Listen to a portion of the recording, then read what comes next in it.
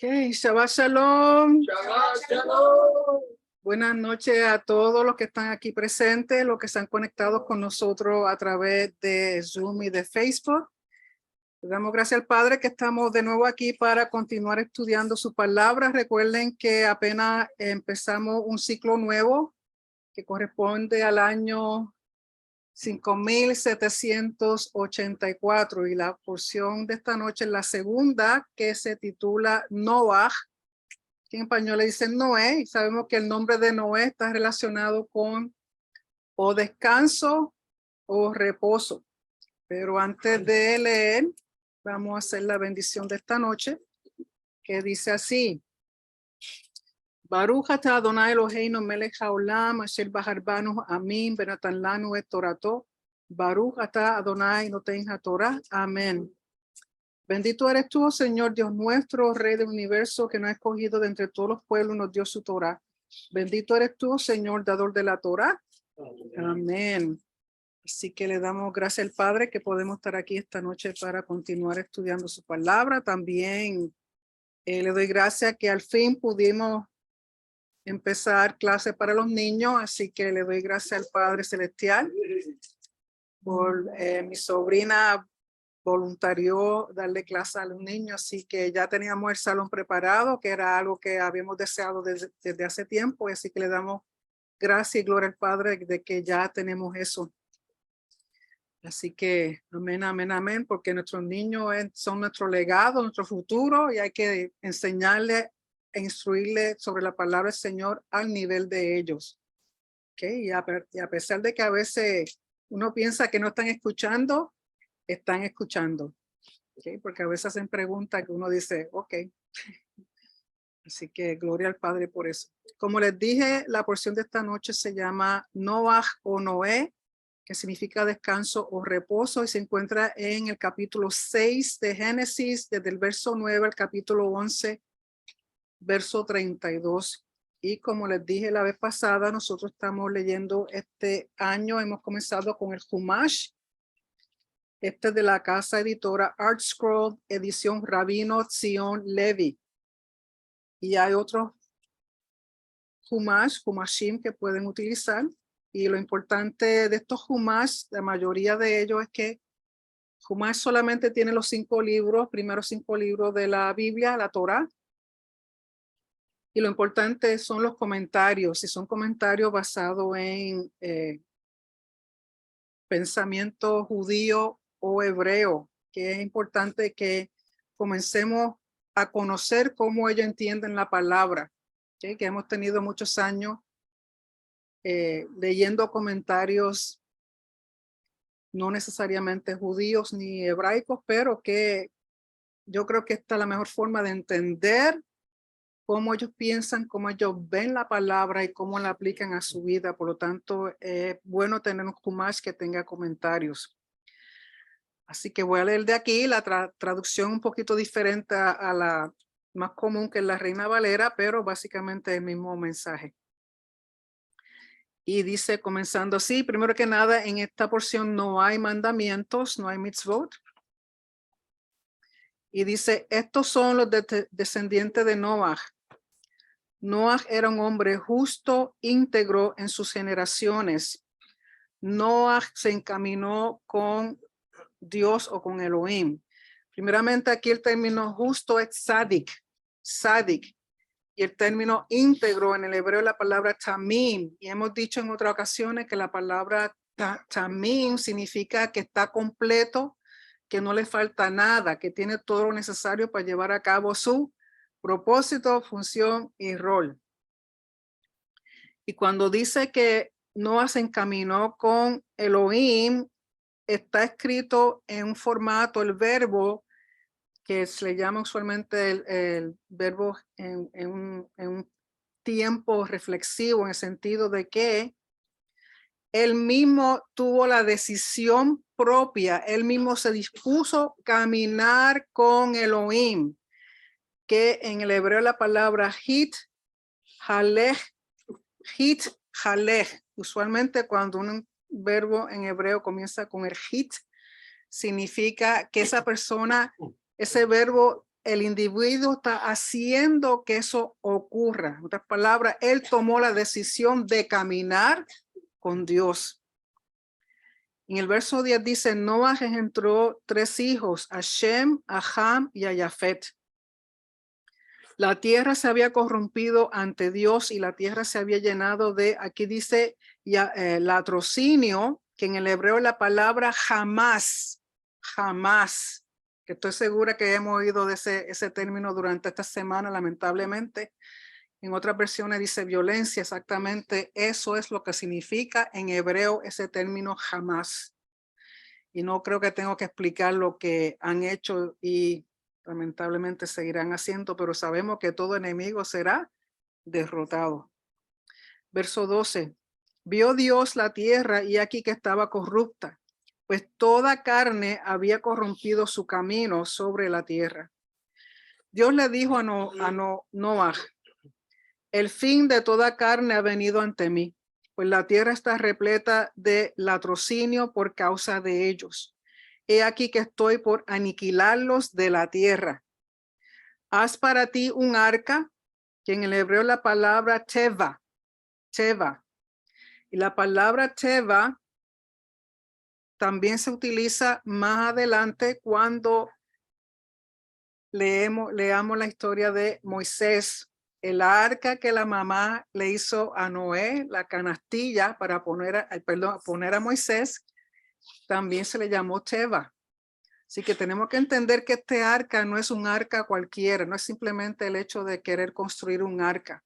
Este arca va a representar primeramente la casa de Hashem, va a representar un lugar de seguridad, va a representar un lugar de luz, un lugar en el cual Hashem va a estar pendiente a Noé y su familia. Y dice, haz para ti un arca de madera de gofer, haz el arca con compartimientos y recúbrela por dentro y por fuera con brea. Así es como deberás hacerla. El arca tendrá 300 codos de largo, que 300 codos de largo, o sea, voy a decirle en totalidad, en el comentario número 15 de Humash dice que de acuerdo a lo que era un codo era aproximadamente 45 centímetros. Las dimensiones del arca eran 138 por 22 por 14 metros o 4,000 metros cúbicos. Cada uno de los 3 pisos tenía 3.135 metros cuadrados de superficie, sumando un total de 9,406 metros cuadrados entre los 3. Y para nosotros que no usamos los metros en pie es lo siguiente, 452.9 pies por 72.18 por 45.9. O sea que era tremendo barquito.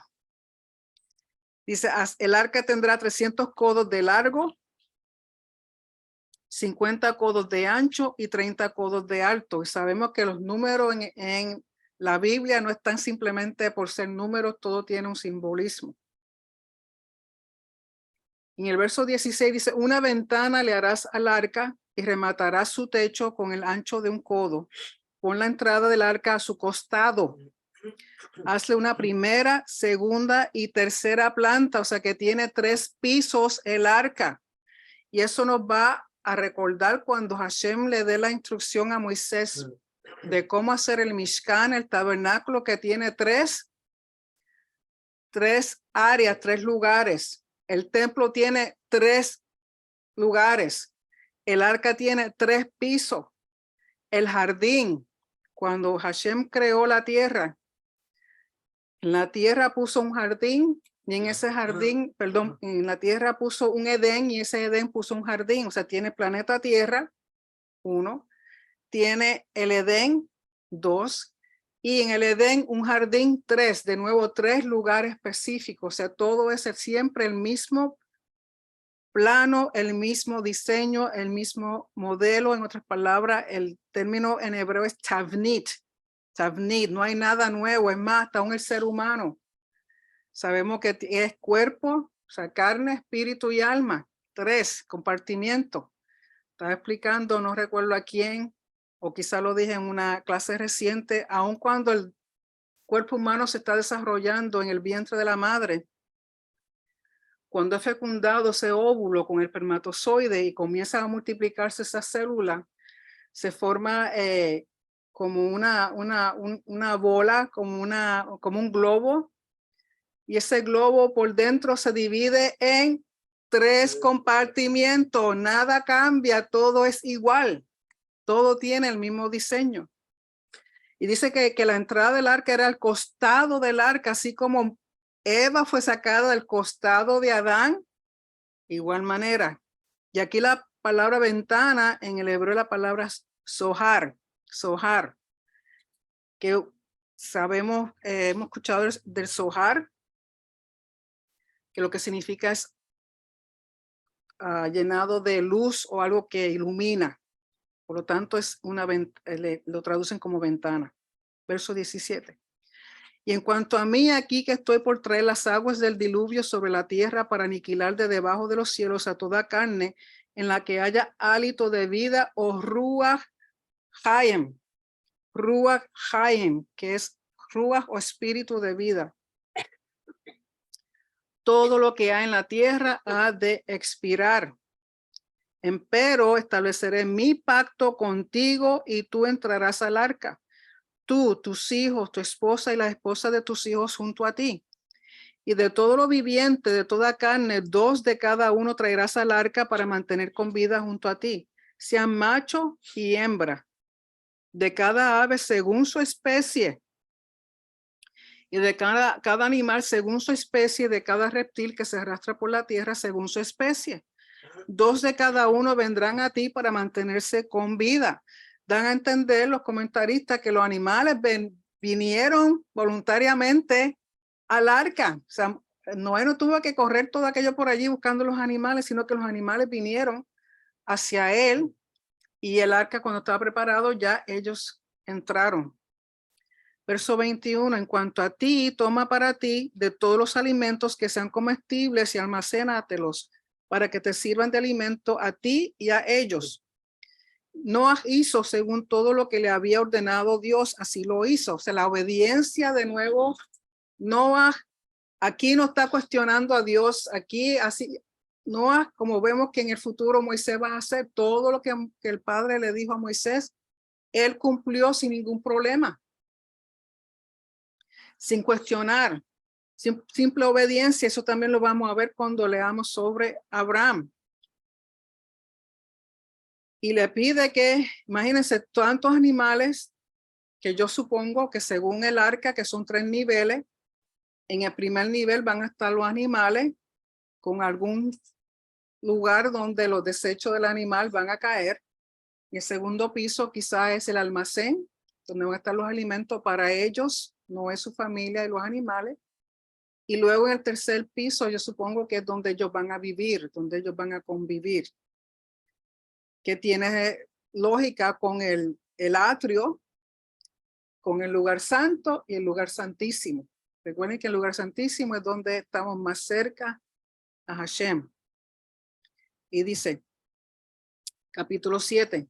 Entonces Hashem le dijo a Noah, ven al arca tú y toda tu familia, pues a ti te he considerado virtuoso o sádic ante mí en esta generación. Tenemos que entender que en esta generación, desde que fue creado Adán hacia adelante, los humanos que existían, en vez de mejorar, empeoraron e hicieron cosas que no eran agradables al Padre, al punto que Hashem se arrepiente de haber creado al hombre. Imagínense, querer destruir lo que con tanto amor creó, que le tomó 7 días hacer todas las cosas, con tanto detalle, con tanto deseo.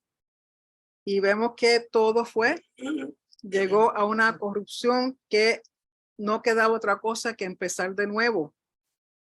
Y dice, verso 2 del capítulo 7, de cada animal puro toma 7 parejas o pares, Ya aquí comenzamos a ver una distinción entre animales limpios y no limpios, o puros o no puros. Recuerden que un animal limpio es aquel animal que se puede poner sobre el altar y ofrendárselo a Hashem. Y le pide que lleve 7 pares. El macho con su pareja, interesante que aquí en el hebreo no usa los términos que se refieren a hembra y a macho, sino los mismos términos que se usa para esposo y esposa. Le dice, de cada animal puro toma 7 pares, un ich y tu ishto, tu esposa. ¿Okay? Aquí Hashem utiliza un término porque está hablando en términos de parejas. Y cuando usa parejas, aún animales, lo usa términos como si fueran igual para un esposo y una esposa. Dice asimismo, de las aves de los cielos 7 pares, macho y hembra, para mantener viva la simiente sobre la faz de toda la tierra. Pues en un lapso de 7 días más enviaré lluvia sobre la tierra, 40 días y 40 noches, y borraré toda la existencia que he hecho sobre la faz de la tierra. Se le está dando 7 días para que todos vengan al arca, todo se vaya acomodando, 7 días para que las personas, recuerden que hasta este momento no había habido un diluvio como el que va a haber. Estoy segura que tampoco había habido un arca, un barquito de este tamaño en todo ese tiempo. Dicen que Noé estuvo 120 años construyendo ese arca. Primero que nada, enorme. Número 2, que era él solo con sus hijos. Toda la madera que tenían que conseguir, toda la brea que tenían que conseguir. Cómo edificar algo que nunca habían hecho. Y él en obediencia lo hace. Estoy segura que según pasaba la gente, porque es algo que tú no puedes esconder, tiene que hacerlo en un sitio que el que va a pasar va a ver a Noé haciendo el arca y le van a preguntar, ¿qué tú haces? Un arca. ¿Y por qué? Por un diluvio que viene. ¿Un qué? Estoy segura que lo menos que le decían era que estaba loco. Y él ahí estuvo 120 años con su martillito y su clavito y su madera haciendo el arca.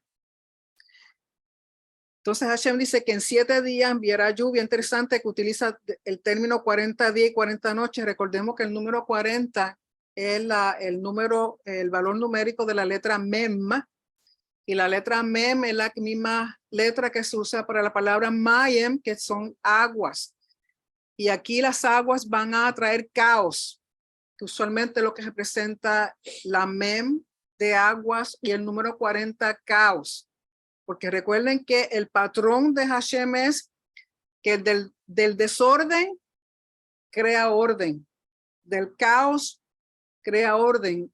Él cuando creó todas las cosas, recordemos que todo fue creado, pero hasta que él no le dio función, propósito y rol, no podían llevar a cabo o hacer nada. Tan pronto él le dio función a todas las cosas, entonces eran que las cosas existían y cayeron en orden. Al principio todo está en desorden, él le da orden, Adán viene y le trae desorden, la humanidad trae desorden, entonces hasta Hashem con el propósito de traer orden de nuevo, es como una recreación. Y dice en el verso número 5, y Noah hizo según todo lo que Hashem le había ordenado. Verso 6, Noah tenía 600 años de edad cuando el diluvio vino sobre la tierra, un nene. Y entró Noah con sus hijos, su mujer y las mujeres de sus hijos junto a él, al arca por causa de las aguas del diluvio.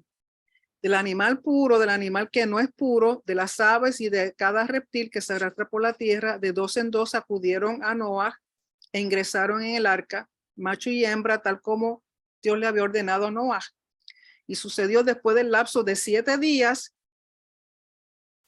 que las aguas del diluvio cayeron sobre la tierra. O sea que él dio 7 días para que se fueran acomodando. Así que imagínense todos esos animales grandes, pequeños, medianos, me imagino jirafas, elefantes, leones, Pero de tal manera, Hashem puso algo en ellos para que esos animales no se fueran uno en contra del otro, ni tampoco para que se comieran a Noé ni a su familia, o sea, que no fueran algo. Pero estos animalitos en obediencia también a Hashem entraron al arca. Es interesante que la gente no se dejó salvar, sin embargo los animales sí. A veces pienso que realmente, déjame quedarme callado. Dice, verso 11. En el año 600 de la vida de Noah, en el segundo mes, en el 17º día del mes, en ese día estallaron todas las fuentes del gran abismo y se abrieron las ventanas de los cielos. En otras palabras, toda agua de abajo de la tierra subió y toda agua del cielo bajó. O sea que por ambas partes de la tierra misma, agua, y de arriba agua. Imagínense, en 40 días y 40 noches, la cantidad de agua para causar una inundación de esta índole que mató toda vida. Y dice, y recuerden que aquí no es hasta Pesaj, no es hasta el Éxodo capítulo 12. Hasta este momento, el primer mes del año era Tishri, lo que viene siendo hoy día el séptimo mes. Antes, el primer mes del año, según los cálculos del calendario de antes de Pesaj, comenzaban con Tishri. Por lo tanto, el segundo mes viene siendo el mes en que estamos hoy día, el mes de Heshvan. El mes de Heshvan. Y dice, en ese mismo día, se abrieron las ventanas de los cielos y la lluvia cayó sobre la tierra durante 40 días y 40 noches. En ese mismo día vino Noah con Shem, Ham y Jafet, los hijos de Noah y la mujer de Noah y las 3 mujeres de sus hijos con ellos al arca. Ellos y cada bestia según su especie, cada animal según su especie, cada reptil que se arrastra por la tierra según su especie y cada ave según su especie y toda clase de ser alado. Lamentablemente, que hasta los mosquitos se metieron. Acudieron a Noah e ingresaron en el arca, de 2 en 2 de toda carne en la que había hálito de vida o espíritu de vida. Los que llegaron macho y hembra de toda carne, tal como Dios le había ordenado. Y Hashem la cerró para él. El que cerró la puerta fue Hashem. De igual manera que cuando estamos leyendo la parábola de las 10 vírgenes, ¿quién cierra la puerta? El novio. Así que entraron al arca, Hashem cierra la puerta, comenzaron la lluvia y recuerden que el arca no iba a servir realmente como un barco para navegar. No tenía timón, no habla de que tiene timón ni tiene nada para manejar el arca, ni tiene remos, sino que era simplemente guardar a esa familia de Noé, que eran simplemente 8 personas, el número 8. El 8 tiene que ver con nuevo comienzo, con eternidad, con un propósito específico. Porque todas las demás personas, estoy segura que ya para este tiempo había miles de personas. Sin embargo, casi todos los animales, por lo menos especies, todas las especies que existían se fueron salvas. Lógico, con el macho y la hembra, porque el propósito era que volvieran a más adelante procrearse. Verso 17, cuando el diluvio estuvo sobre la tierra 40 días, las aguas crecieron y elevaron el arca, por lo que ésta se alzó de la tierra. O sea, el propósito era que según las aguas venían, el arca iba a comenzar a flotar. No era que la tuvieran navegando por ningún sitio, sino donde mismo estaba, comenzó a flotar. Las aguas prevalecieron y crecieron mucho sobre la tierra y el arca flotaba sobre la superficie de las aguas. Las aguas prevalecieron mucho sobre la tierra y fueron cubiertas todas las altas montañas que están debajo de todos los cielos. Las aguas prevalecieron 15 codos hacia arriba y se cubrieron las montañas. Y pereció toda carne que se mueve sobre la tierra, las aves, los animales, las bestias y todos los reptiles que se arrastran por la tierra y toda la humanidad. Aquí sabemos que aquí lo único que no mencionan son los peces. Lógico, los peces están ya en el agua, llegó más agua y estaban felices, contentos, los tiburones, las ballenas, todos los animales marítimos estaban contentitos. No cayeron dentro de la maldición de ser muertos porque estaban ya en el agua. Y sabemos que más adelante el término que Yeshua usa para con sus discípulos que va a ser los pescadores de hombres. Y el pez, recuerden que el pez hubo un tiempo en el primer siglo en que el pez era un símbolo del cristiano, de aquel que creía en Yeshua. Realmente no es cristiano, es mesiánico, pero era aquel que era creyente, seguidor de Yeshua. Y dice, y pereció toda carne que se mueve sobre la tierra, las aves, que todos los seres terrestres en cuyas fosas nasales había hálito del espíritu de vida, murieron. Borró toda la existencia que había en la faz de la tierra, desde el hombre hasta el animal y hasta el reptil y el ave de los cielos fueron borrados de la tierra. Únicamente Noah sobrevivió y aquellos que estaban en el arca con él. Y las aguas prevalecieron sobre la tierra durante 150 días. Capítulo 8. Recordó Dios a Noah y a todas las bestias y a todos los animales que estaban junto a él en el arca. Y tenemos que, antes de seguir, recuerden que cuando Hashem fue a crear, el planeta estaba todo lleno de agua. Aquí de nuevo la tierra está toda llena de agua. O sea, esto es una recreación, un nuevo comienzo. Aquí Noah va a tener el papel que Dios le dio a Adán. Está comenzando de nuevo aquí con Noah. Y dice, y Dios hizo que pasara un espíritu por la tierra y las aguas se apaciguaron. Recuerden que en Génesis cuando empezamos, que estaban las aguas, el espíritu de Dios era que estaba volando por encima de las aguas. Aquí también Hashem envía un espíritu o un viento y las aguas se apaciguaron. Dándote a entender, recuerden que las aguas representan caos, que las aguas representan desorden. Solamente cuando tú permites el Espíritu Santo de Dios entrar a tu vida, que tu vida comienza a tener orden. Todas esas cosas que causan desorden, caos, van cayendo en su lugar. Verso 2. Se cerraron las fuentes del abismo y las ventanas de los cielos y se contuvo la lluvia del cielo. Entonces las aguas retrocedieron de la tierra, retirándose gradualmente, y las aguas disminuyeron al cabo de 150 días. Y el arca se posó en el séptimo mes. ¿Cuál es el séptimo mes? Y el primer mes es Tishri.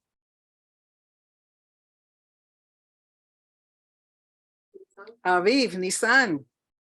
Porque recuerden que después del Pesaj, el primer mes va a ser Aviv y el séptimo va a ser Tishri, después de Pesaj. Después de Pesaj se invierte. Lo que aquí el séptimo mes, aquí Aviv el séptimo mes, pero después de Pesaj va a ser el primer mes del año. ¿Okay? Al principio Tishri, el que viene siendo el primer mes. Y el arca se posó en el séptimo mes, que es Aviv o Nisan, el 17 del mes. ¿Qué día, qué ocurre el 17 o a los 3 días del Pesaj?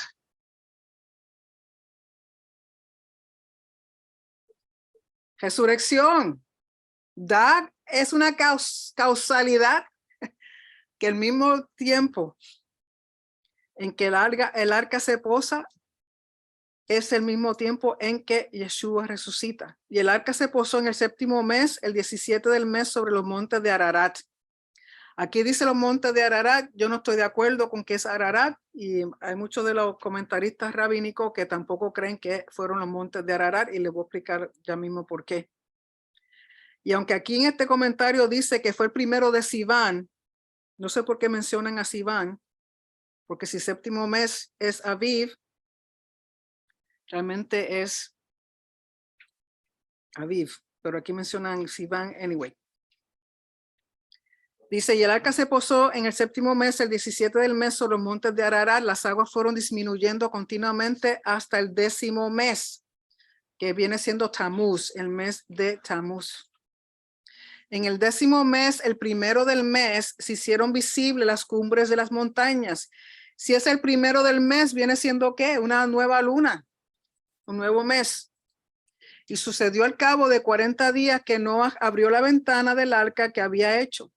Envió al cuervo y salió, y éste estuvo yendo y viniendo hasta que se secaron las aguas que había sobre la tierra. Es interesante, algo que yo no sabía, que el cuervo, cuando antes navegaban, los navegantes utilizaban aves para saber dónde estaban y para saber dónde podían desembarcar. Los cuervos lo enviaban porque como el cuervo vuela más que la paloma y vuela más alto, los cuervos eran enviados para localización. Y el navegante sabía dónde estaban por la dirección del vuelo del cuervo. Pues lógico, que hace Noé? Envía el cuervo primero para tener una idea de dónde están localizados, porque recuerden que ellos están encerrados en un arca, sin ventana, con una sola ventanita que él viene a abrirla a lo último cuando ya comienza a secarse las aguas. Están ahí, imagínense, yo imagino que no podían estar prendiendo muchas velitas, porque si todo es madera y esas aguas se están moviendo, imagínense, se cae una vela de esa, entonces qué revolú. Por lo tanto, había mucha oscuridad, pero aún dentro de esa oscuridad siempre había un poquito de luz para ellos. Y si eran como yo, que siempre estoy desorientada, pues entonces él envía el cuervo y el cuervo le va a dar una idea de la localización. ¿Okay? Ese fue el propósito. Dice, y estuvo yendo y viniendo hasta que se secaron las aguas que había sobre la tierra. Verso 8. Entonces envió a la paloma. ¿Por qué enviaban la paloma? La paloma vuela más bajo que el cuervo y no vuela tanto como el cuervo. Entonces los navegantes utilizaban las palomas para determinar los puntos de desembarcación, para saber cuán cercano había un lugar que ellos podían desembarcar. Interesante, ¿no? Entonces él envía la paloma para ver si las aguas habían disminuido en la faz de la tierra, o sea, para saber si ya pueden salir del arca. Pero la paloma no pudo encontrar reposo para la planta de su pie y retornó al arca con él, pues las aguas estaban sobre la superficie de la tierra. Entonces él extendió la mano y la tomó y la trajo al arca. Esperó nuevamente otros 7 días y volvió a enviar a la paloma desde el arca. De nuevo, los 7. Todo es de 7 en 7. Sabemos que el número 7 representa muchas cosas. Perfección espiritual. Representa la creación, los 7 días de la creación, representa Shabbat, representa templo. Los 3-7 representan la era mesiánica, son 3-7, 3 veces que te espera 7 días. Verso 11. Vino hacia él la paloma al atardecer y aquí que tenía una hoja de olivo que había arrancado con el pico. ¿Por qué una hoja de olivo? ¿Qué representa el olivo? Si ustedes saben, el árbol de olivo es uno de los árboles más fuertes, perdón, más fuerte, en el que es bien difícil de destruir. El olivo aguanta sequía. El olivo aguanta aguacero. El olivo aguanta hasta fuego. El olivo es un árbol bien difícil de erradicar. Es fuerte porque ustedes creen que el símbolo del árbol que simboliza Israel es un olivo. Si Israel no fuera como el olivo, no estaría todavía esa nación de pie, no estaría el pueblo de Dios todavía de pie, defendiéndose como se está defendiendo aún hoy día. Por eso el olivo representa a Israel. El olivo también representa Shalom. El olivo también representa, ¿recuerdan cuando en las competencias griegas le ponían una corona? Entonces veces era de olivo, representa victoria. Entonces cuando él trae la hoja de olivo, le está diciendo a Noé, esta palomita que hay vida nueva, que es un tiempo de fertilidad, que es un tiempo de que ha comenzado a crecer las cosas de nuevo. Y si aquí que tenía una hoja de olivo que había arrancado con el pico, y Noa supo que las aguas habían disminuido de sobre la tierra. Entonces esperó nuevamente otros 7 días y envió la paloma, y esta ya no retornó más. Interesante que los comentaristas dicen que las 3 veces que envió la paloma representa los 3 templos. Las primeras 2 veces no encontró dónde reposar. Los primeros 2 templos fueron destruidos. Pero queda entender que el último templo, el tercer templo, se mantendrá en reposo, nada ni nadie lo destruirá. Verso 13, sucedió en el año 601, en el primer mes, el primero del mes, si estamos todavía contando Tishri como el primer mes del año, si es el primer mes Tishri, el primer día del mes, ¿qué día es? ¿Qué sucede en Tishri, el primero de Tishri? Rosh Hashanah, acabamos de celebrarlo, Yom Teruah. Se sucedió en el año 601, en el primer mes, el primero del mes, o sea, el primero de Tishri, un Rosh Hashanah, que las aguas se secaron de sobre la tierra. Noah quitó la cubierta del arca y observó, y aquí que la superficie de la tierra se había secado. Y en el segundo mes, que es el mes que estamos hoy día, Heshvan, el día 27º del mes, la tierra estaba completamente seca. Dios le habló a Noah diciendo, sal del arca tú y tu esposa, tus hijos y las esposas de tus hijos contigo. Todo ser vivo que está contigo, de toda carne, de las aves, de los animales, de todos los reptiles que se mueven en la tierra, a salir contigo. Que proliferen en la tierra, sean fructíferos y se multipliquen en la tierra. Entonces Noah salió y sus hijos, su esposa y la esposa de sus hijos con él. Todo ser vivo, todo reptil y toda ave, todo lo que se arrastra por la tierra, según sus familias, salieron del arca, según sus familias, porque son parejas, porque se van a multiplicar. Mira cómo Hashem ve a los animales que hacen lo que tienen que hacer de acuerdo al instinto que Hashem les puso. Porque se pueden procrear solamente una especie con su propia especie. El hombre es el que se inventa cosas que no son, que quieren ir en contra de lo que Hashem ha establecido desde un principio. Quieren como quiera traer caos al orden que Hashem ha establecido. Y le da el mismo mandamiento que le dio a Adán y a Eva y a los animales en la creación. Que se multipliquen y que sean fructíferos. Y dice, verso 20, bien importante. Entonces Noah construyó un altar para Hashem y tomó de cada animal puro y de cada ave pura y ofrendó ofrendas ígneas en el altar.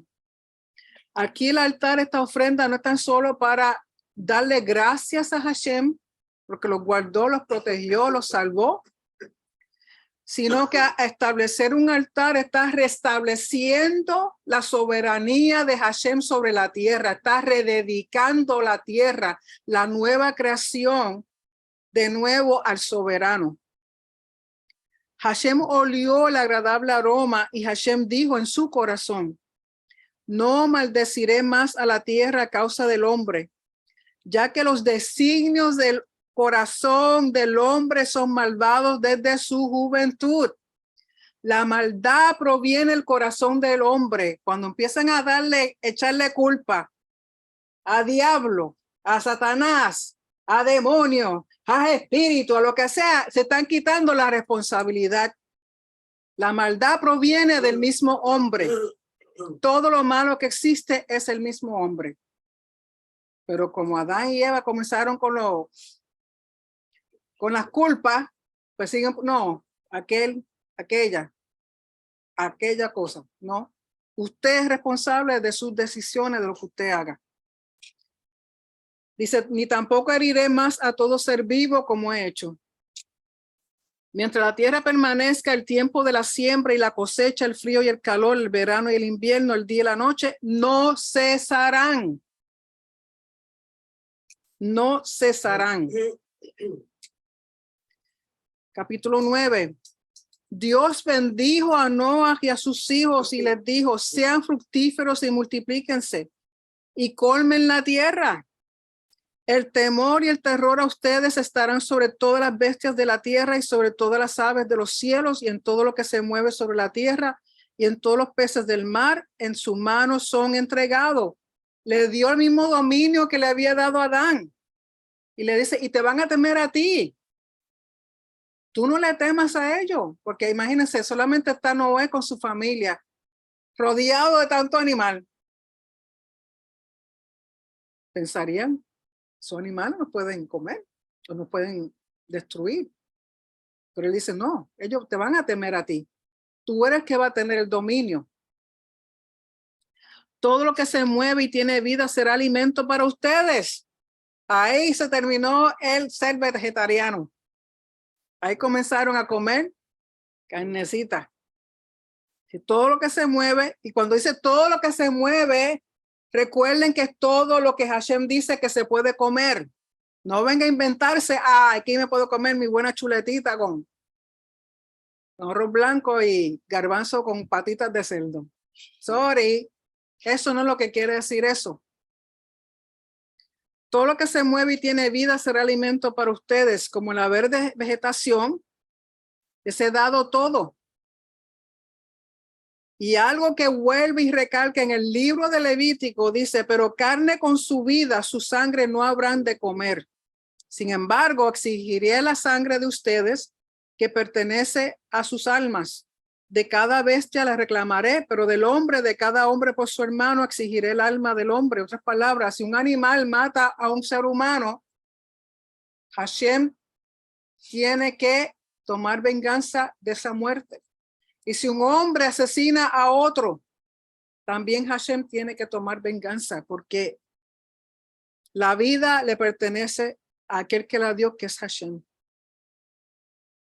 El que derrame la sangre del hombre, por mano del hombre, su propia sangre será derramada. Pues a la imagen de Dios, él hizo al hombre. Y ustedes sean fructíferos y multiplíquense, proliferen en la tierra y multiplíquense en ella. Por eso cuando se dan los mandamientos, el asesinato no es aceptado ante los ojos del Señor. Y la vida se paga con vida. Por eso vienen los mandamientos, por eso vienen las cortes judiciales que Hashem establece. Todo se hace con justicia y con testigos. Verso 8. Y Dios le dijo a Noah y a sus hijos con él diciendo, en cuanto a mí, he aquí que establezco mi pacto con ustedes y con su descendencia después de ustedes, y con todos los seres vivos que están con ustedes, con las aves, con los animales y con cada bestia de la tierra que está con ustedes, desde todos los que salieron del arca hasta cada bestia de la tierra.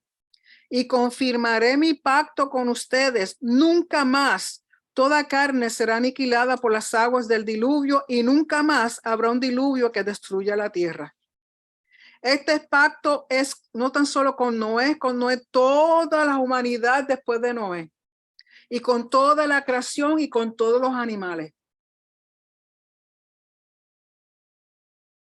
Dijo Dios, verso 12, esta es la señal del pacto que doy entre yo y ustedes y cada ser vivo que está con ustedes. Por todas las generaciones he colocado mi arco iris en la nube y esta será una señal del pacto entre yo y la tierra. Y sucederá que cuando coloque una nube sobre la tierra y se vea el arco iris en la nube, que recordaré mi pacto entre yo y ustedes y cada ser viviente entre toda carne.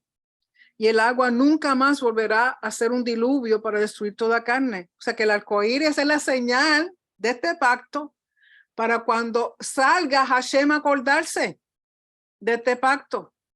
Interesante, no sé si alguna vez se han puesto a estudiar la física de un arco iris, que es que según van cayendo las gotas de lluvia, la luz tiene que dar exactamente un punto específico para que esa luz que entra a esas gotitas se refracte en 7 colores visibles.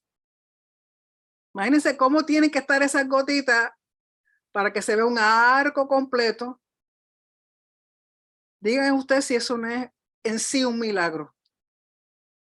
Porque para mí, a mí me encantan. Lamentablemente, hoy día la sociedad ha tomado una señal tan hermosa y la han pervertido. Es la señal pacto para Hashem acordarse de que él prometió nunca más destruir la tierra con agua. Y tenemos la mezcla de luz dando a esas gotitas que se refractan. Entonces es una combinación de un milagro entre el cielo y la tierra. Y eso es lo que nos vemos y nos gozamos. Y dicen que el arco sí, lo único que vemos es la parte de arriba, pero que el arco es realmente completamente un círculo. Y muy pocas personas han podido retratar el círculo completo del arco iris. Muy pocas.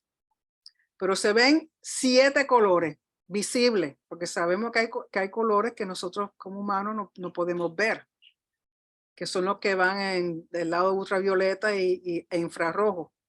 Pero los que son visibles, que es la luz visible que nosotros podemos ver, esa luz se refracta. No sé si alguna vez en ciencia, en la escuela, han usado un prisma, irradian un rayo de luz y de acuerdo exactamente a dónde dan el prisma, esa luz entonces sale en 7 colores. Pues eso es lo que viene siendo cada gotita de lluvia, cuando la luz del sol le da, en el punto justo, sale el arco iris.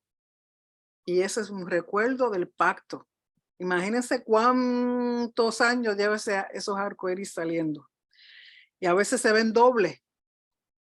Y muy raras veces se ven hasta 3. Y dice,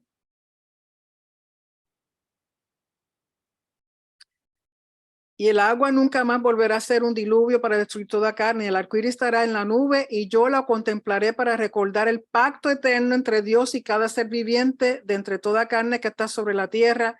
Y Dios le dijo a Noah, esta es la señal del pacto que he confirmado entre yo y toda carne que está sobre la tierra. Los hijos de Noah que salieron del arca eran Shem, Ham y Jafet. Ham era el padre de Canaán. Estos 3 fueron los hijos de Noah y a partir de esto se expandió el mundo entero. Y sabemos, no sé si ustedes vieron el video que hizo el More Rico con Gerardo Hernández. Estuvieron hablando de la genética de los israelitas. Okay. En una parte él mencionó que diferentes haplotipos que ocurre en los seres humanos, y esos haplotipos, si uno realmente estudia esa genética y uno sigue el origen de esos haplotipos, provienen de Shem, de Ham y Jafet. Eso está establecido científicamente, genéticamente y tal como lo dice la palabra. Y a partir de esto se expandió el mundo entero. Efectivamente es así. Y se puede comprobar no tan solo en la genética, sino también en los rasgos faciales de los huesos de las razas, porque solamente hay 3 razas predominantes en base a Shem, Ham y Jafet. Y aunque todo el mundo se mira, lógico, tenemos esta carnecita que nos cubre los huesitos de la cara, pero hay solamente 3 formas de rostro de los huesos de la cara. Solamente hay 3. Y en base a esos 3 que vienen las razas, los grupos étnicos y todas las demás cosas. Pero si uno va al origen de todo, porque en patología forense eso es lo que utilizan, por ejemplo, cuando encuentran cadáveres que llevan mucho tiempo en la intemperie y han perdido toda piel y toda músculo y todo, que lo que queda son los huesos. En base a los huesos pueden determinar si era blanco, si era negro, si era asiático, si era y todos van de nuevo al origen de Shem, Ham y Jafet. Verso 20, se profanó a sí mismo Noah, el hombre de la tierra, y plantó un viñedo.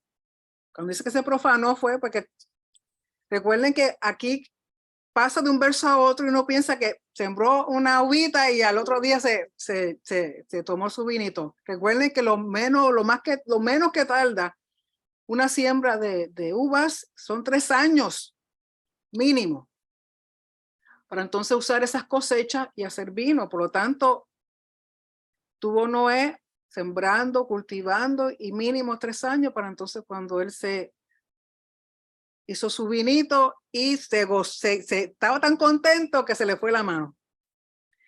Y dice Noah, el hombre de la tierra, y plantó un viñedo. ¿Y por qué plantó un viñedo? Porque recuerden que ¿a dónde puso Hashem a Adán? En un jardín. Todos los reyes tienen jardines. Todos los reyes tienen un viñedo. Entonces aquí Noah está tomando el rol que tenía Adán. La tierra ha sido rededicada al Padre. La tierra ha sido rededicada al soberano. Entonces, el tener un viñedo era una forma de decir que quien está como rey establecido en la tierra ahora es Noé. Pero de nuevo, se puso muy contentito y se le fue la mano. ¿Qué sucede? Bebió del vino y se embriagó. Y se descubrió dentro de su tienda, o sea, se quitó toda la ropa. Yo conozco a algunos que hacen eso después que beben. Les da calor. Pues viene y se quita y quedó desnudo en su tienda. Y dice en el verso 22, Ham, el padre de Canaán, vio la desnudez de su padre y lo dijo a sus hermanos que estaban afuera. Y aquí, lógico, hay comentarios, porque recuerden que más adelante cuando leemos en el libro de Levítico, el ver la desnudez del padre está asociado con relaciones sexuales ilegítimas, adulterio o incesto, o sea, está relacionado con inmoralidad sexual. Algunos dicen que fue que Ham sodomizó a su padre, otros dicen que fue Canaán el que sodomizó a su padre. Hay muchas formas de verlo, pero sea como sea, lo que pasó o no pasó, era prohibido los hijos ver la desnudez de sus padres, o sea, literalmente. Y dice, y lo dijo a sus hermanos que estaban afuera, o sea, en otras palabras, lo dijo de una forma burlándose, mira cómo está papi, se embriagó y se ha quitado la ropa y está allí desnudo. Y bueno, ya sabes, lo que iba a decir, pero y tomó Shem y Jafet una túnica, se la pusieron sobre los hombros, fueron caminando hacia atrás y cubrieron la desnudez de su padre, o sea, ni siquiera se atrevieron a mirar la desnudez de su padre, con sus rostros mirando hacia atrás y no vieron la desnudez de su padre. O sea, no lo deshonraron en el sentido de ver la desnudez de su padre. Y despertó Noah de su embriaguez y se dio cuenta de lo que había hecho su hijo menor. Y dijo, maldito es Canaán, esclavo de esclavos será para sus hermanos. A quien maldice es a Canaán, hijo de Ham. No maldice a Ham porque sabemos que cuando salieron del arca, Dios bendijo a los 3 hijos de Noé. Y lo que Dios bendice, él no lo puede maldecir. Pero ¿a quién maldice? A Canaán. Dan a entender que también quizás fue que Ham tuvo relaciones sexuales con su mamá, relación incestuosa, y que de esa relación nació Canaán. O sea, hay muchas especulaciones. ¿Qué de cierto tiene todo eso? Yo no sé. Pero lo que sí es que a quien Dios mismo maldice es al nieto de Noé o al hijo de Ham, no a Ham directamente. Por eso dice, maldito es Canaán, esclavo de esclavos será para sus hermanos. Verso 26, y dijo, bendito es Hashem, el Dios de Shem, y que Canaán sea esclavo para ellos, o siervo. El término esclavo, aquí está un poquito fuerte la traducción, realmente lo que significa siervo. Que Dios expanda Jafet, pero habitará en las tiendas de Shem. Que Canaán sea esclavo o siervo para ellos. Vivió Noah después del diluvio 350 años y todos los días de Noah fueron 950 años, luego murió, o sea que Noah duró muchísimo. Conforme a lo que han establecido genéticamente y la ciencia, Todas las naciones provienen de estos tres hijos. De Jafet viene siendo lo que es Europa. De Ham viene siendo lo que es África. Y de Shem viene siendo lo que es Asia. Recuerden que al principio la tierra estaba dividida en tres, que viene siendo Europa, África y Asia. Y aquí por lo menos en el Humash, en la página 47, te tiene todas las 70 naciones nombradas, de acuerdo a cada uno de los hijos. Y eso también usted lo puede conseguir si procuran al rabino Google, lo pueden encontrar. Le dan las 70 naciones. Y de nuevo, ¿por qué 70? El número 7, simbolismo del número 7. Capítulo 10. Estos son los descendientes de los hijos de Noah. Shem, Ham y Jafet le nacieron hijos después del diluvio.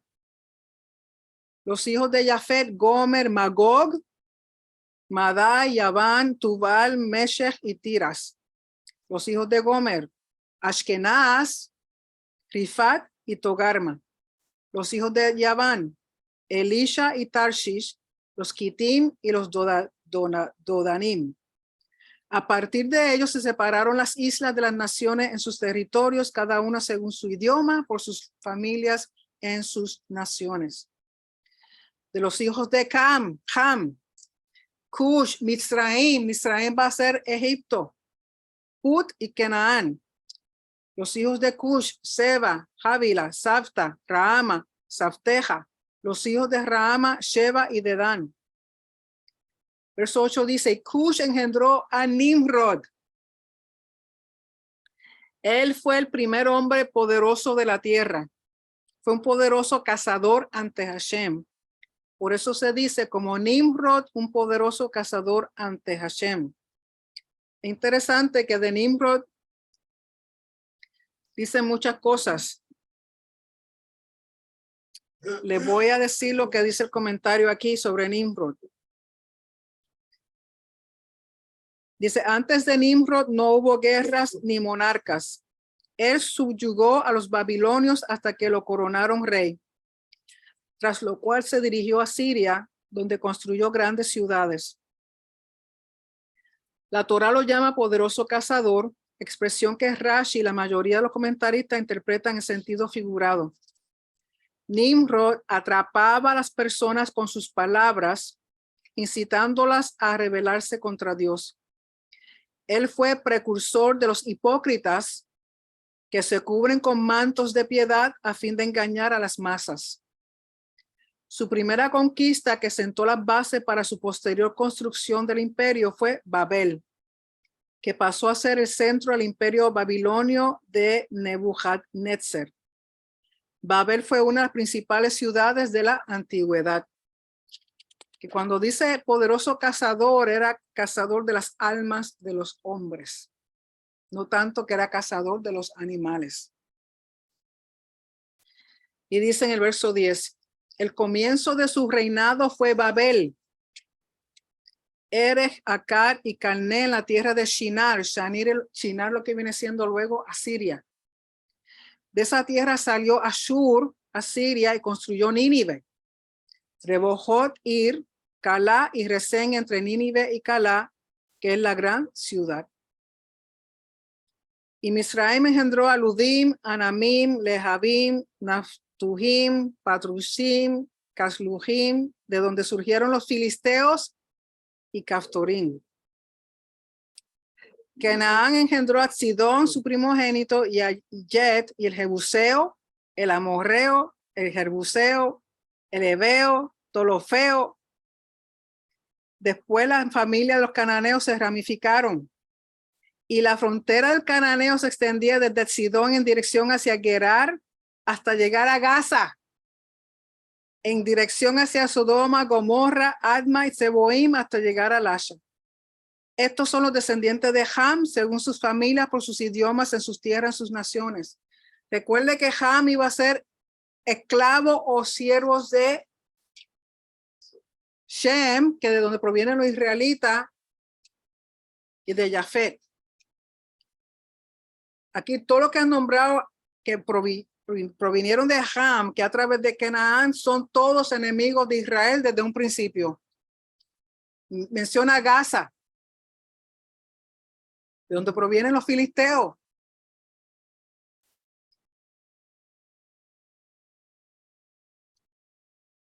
Verso 21. Y a Shem también le nacieron descendientes. Él fue el ancestro de todos los que vivían del otro lado. El hermano de Jafet, el mayor. Los hijos de Shem, Elam, Ashur, Arpachshad, Lud y Aram. Los hijos de Aram, Uz, Hul, Geter, Mash, Arpachshad, Arpachshad engendró a Shelah y Shelah engendró a Eber. Y dice, y a Eber le nacieron dos hijos. Eber, de Eber es donde proviene el término hebreo. Y a Eber le nacieron dos hijos. El primero se llamaba Peleg, porque en sus días se dividió la tierra. Unos dicen que esa división de la tierra fue cuando dicen que todos los continentes antes eran uno solo. Y luego, después con el diluvio, empezaron a separarse toda esa masa de tierra en continentes. Porque si usted toma un mapa del globo terráqueo, los continentes, los pone juntos, todos encajan como si fueran un rompecabezas. Pues dicen que fue en el tiempo de Peleg que se dividió la tierra en el sentido de que por las consecuencias geológicas del planeta después del diluvio comenzaron a separarse los en continentes. Y el nombre de su hermano era Yoctán. Yoctán engendró a Almodad, Shelef, Hatzamavet, Yaraz, Hadoram, Uzal, Dikla, Obal, Abimael, Sheba, Ofir, Havila y Joabab. Todos ellos eran los hijos de Yoctán. Si alguna vez usted necesita nombre para sus nietos, sus hijos, hasta los perros, aquí tiene un montón. Su lugar de residencia se extendía desde Mesha hasta Sefar, la montaña hacia el este. Estos son los descendientes de Shem según sus familias, según sus idiomas, en sus tierras, según sus naciones. Estas son las familias descendientes de Noah según sus generaciones, sus naciones, y de estas se separaron las naciones en la tierra después del diluvio. Capítulo 11. Toda la tierra tenía un mismo idioma y un propósito en común. Y sucedió que cuando inmigraron del este, hallaron un valle en la tierra de Shinar y allí se asentaron. Se dijeron el uno al otro, vamos, hagamos ladrillos y quemémoslo con fuego. Y el ladrillo les sirvió de piedra y el betún les sirvió de cemento. Y dijeron, vamos, construyamos una ciudad y una torre con su cima en los cielos y hagámonos un nombre, no sea que seamos dispersados por toda la tierra. Y cuando aquí habla de una torre, tenemos que entender que se ha descubierto que para este tiempo lo que construyeron fue lo que se llama un zigurat. Un zigurat viene siendo como una montaña falsa, porque en Shinar, yo había dicho que era Asiria, Shinar es Mesopotamia. En el lugar donde ellos están es un valle y no hay montañas. Y para este tiempo la cultura entendía que si hacían torres o zigurat que llegaran hasta el cielo, porque para ellos eran lo suficiente alta para llegar al cielo, era para que los dioses lo utilizaron como escalones y bajaran del cielo a la tierra para comunicarse con la humanidad. Recuerden que la cosmología del antiguo Medio Oriente era que ellos veían los dioses que eran en panteones, en el sentido de que había un dios jefe y los demás dioses que eran dirigidos por ese dios jefe. Y que esos dioses habían traído el diluvio porque se habían cansado del ruido que causaban los seres humanos. Ellos habían creado los seres humanos para que les proveyera alimento y les fueran esclavos a los dioses.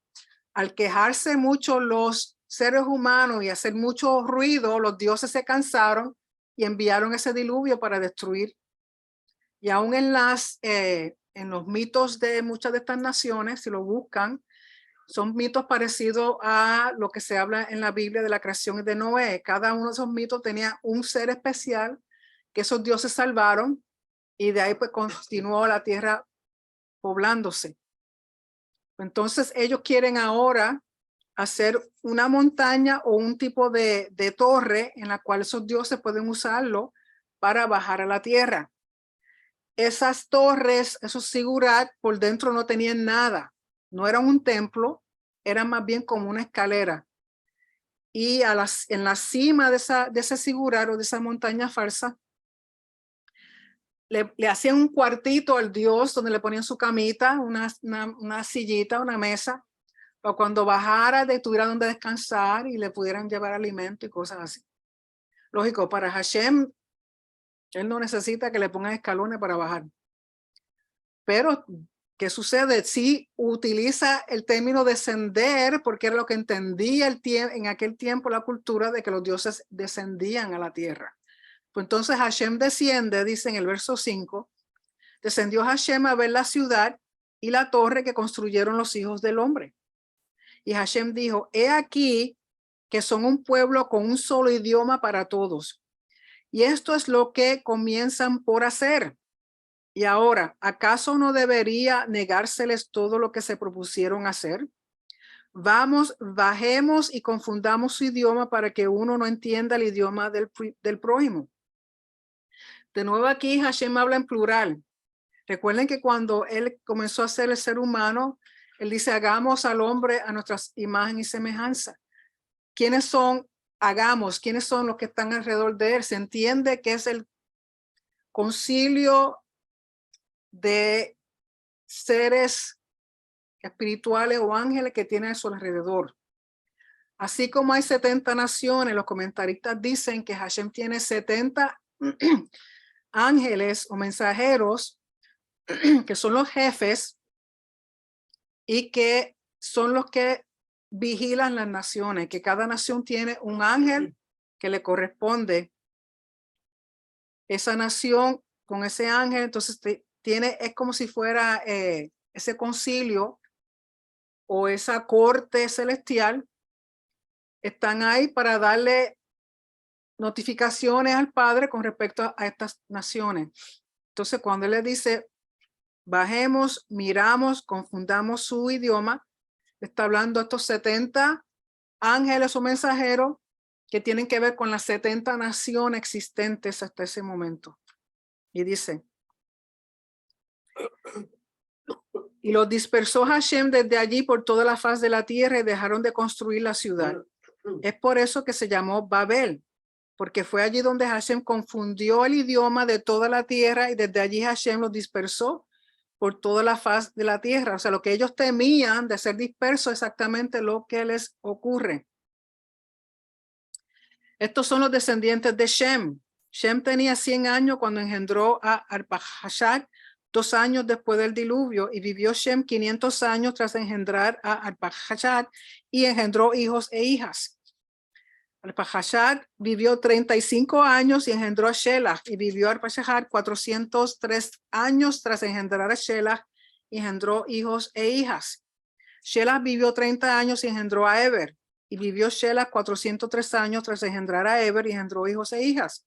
Si se fijan, las edades comienzan los años a bajar. Recuerden que con estos cambios geológicos van a haber también cambios atmosféricos. Al principio todo era puro, todo era bueno, todo era limpio, se contamina, hay un diluvio, Hashem recrea todo de nuevo. Entonces hay unos cambios y ya la vida del hombre comienza a ser más corta. Y por ahí sigue hablando de los descendientes. Quiero que vayan al verso 24. Dice, vivió Nahor 29 años y engendró a Terah. Y vivió Nahor 119 años tras engendrar a Terah y engendró hijos e hijas. Vivió Terah 70 años. Fíjense el número 70, porque si recuerdan, cuando Lemech muere, que queda Noé, Lemech tiene 777 años. De nuevo el 7. ¿Qué sucede con Terah a los 70 años? Engendró a Abraham, Nahor y a Harán. Estas son las crónicas de Terach. Terach engendró a Abram, a Nahor y a Harán. Y Harán engendró a Lot. Harán murió en vida de su padre Terach en su tierra natal en Ur Kasdim, que eso queda en Mesopotamia. Y Abram y Nahor tomaron para sí esposas.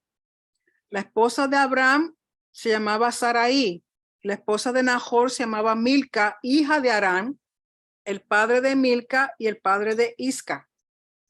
Aquí lo que dan a entender es que Isca es Sarai, pero mientras ella no está casada con Abraham, se le llamaba Isca. Una vez se casa con Abraham, se llama Sarai, según los comentaristas. Otra palabra, que ellos se casan con sus sobrinas. Y Sarai era estéril, no tenía hijos. Tomó Terach a su hijo Abraham y a Lot, el hijo de Harán, su nieto, y a su nuera Sarai, la esposa de su hijo Abraham, y partieron junto con ellos de Ur Kasdim para dirigirse a la tierra de Canaán. Llegaron a Harán y se establecieron allí. Los días de Terach fueron 205 años y murió Terach en Harán. Okay. Y hasta ahí llega la porción. Dicen conforme a, hay un libro que se llama el Seder Olam, y el Seder Olam mantiene la cronología desde que el mundo se creó. Lógico, hay ciertos años que no se encuentran, pero dan a entender lo siguiente,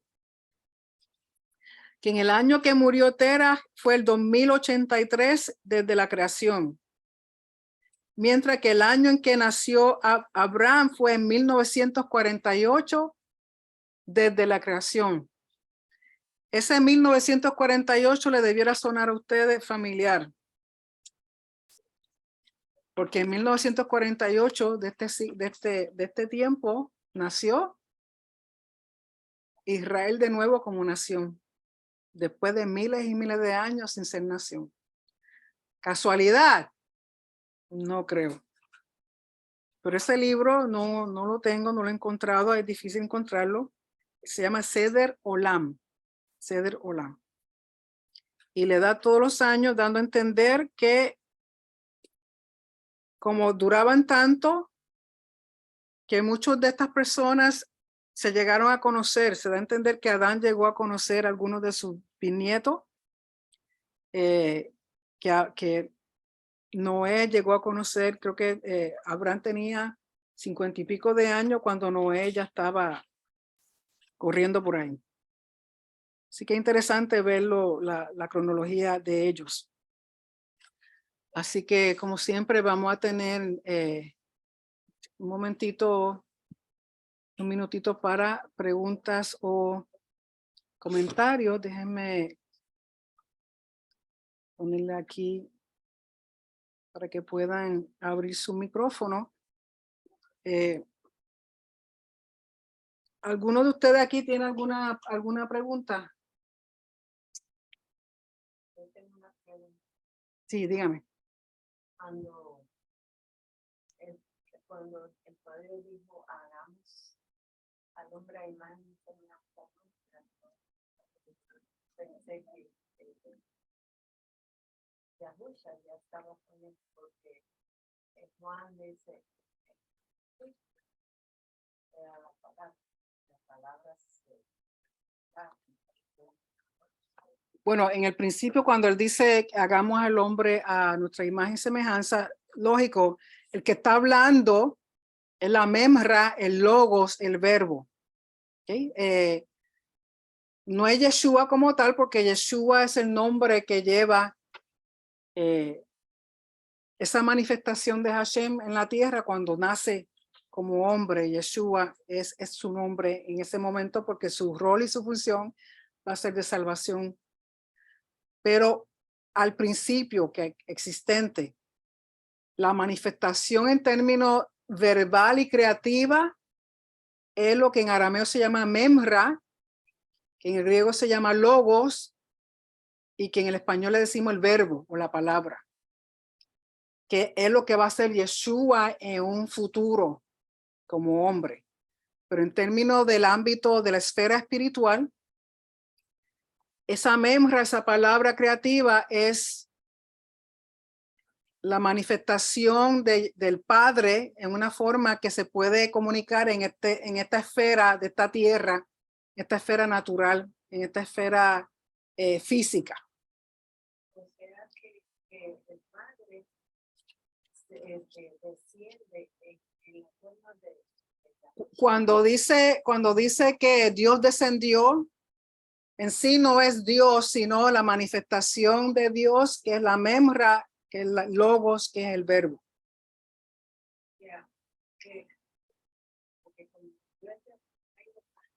Bueno, sí, todos hemos venido de allá atrás, sí. Porque cuando estaban Ujú.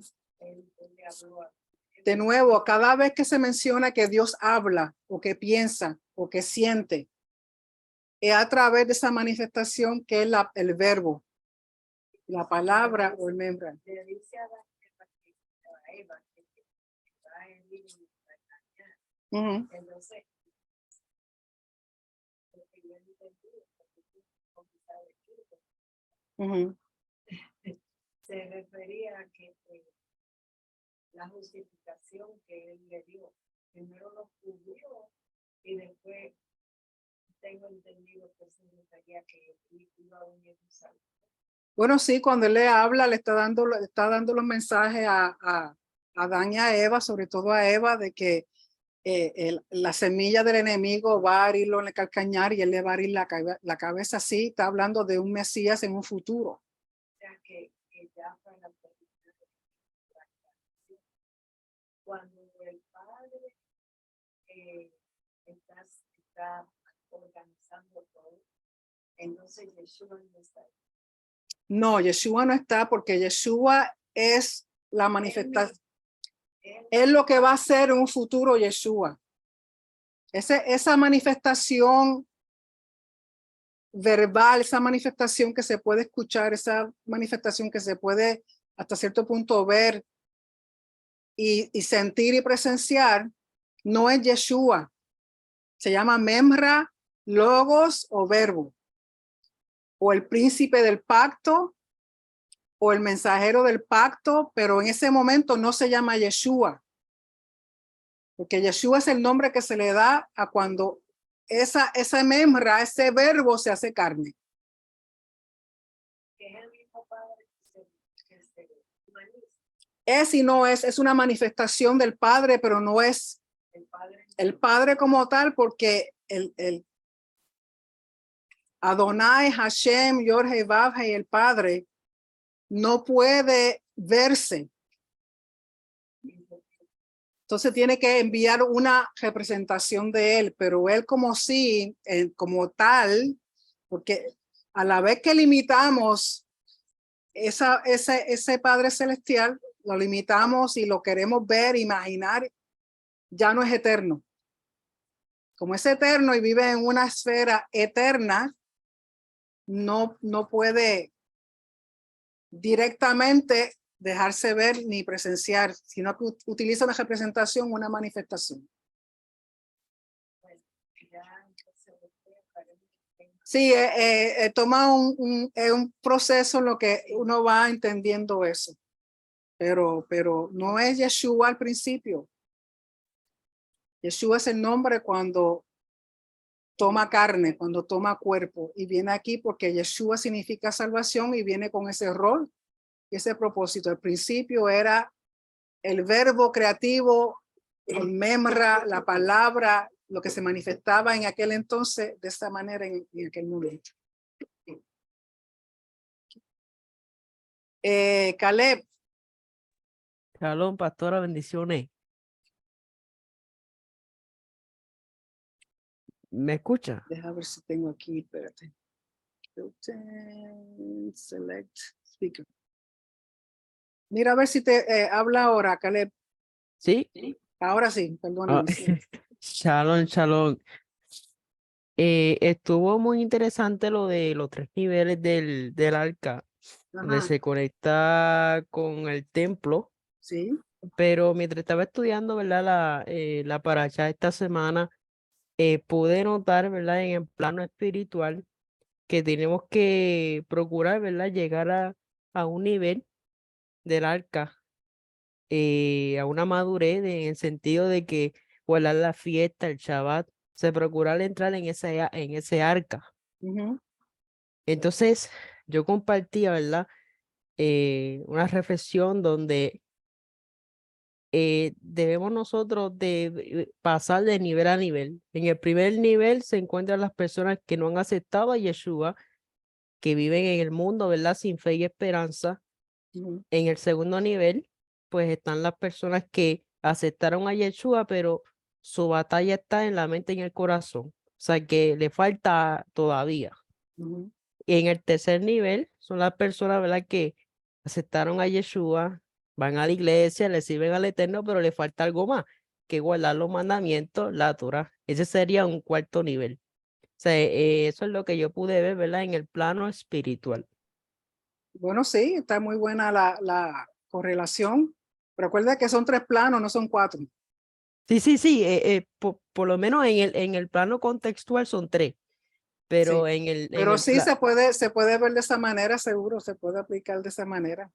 Muy buena. eh, eh, es como Ah, si fuera un midrash mío.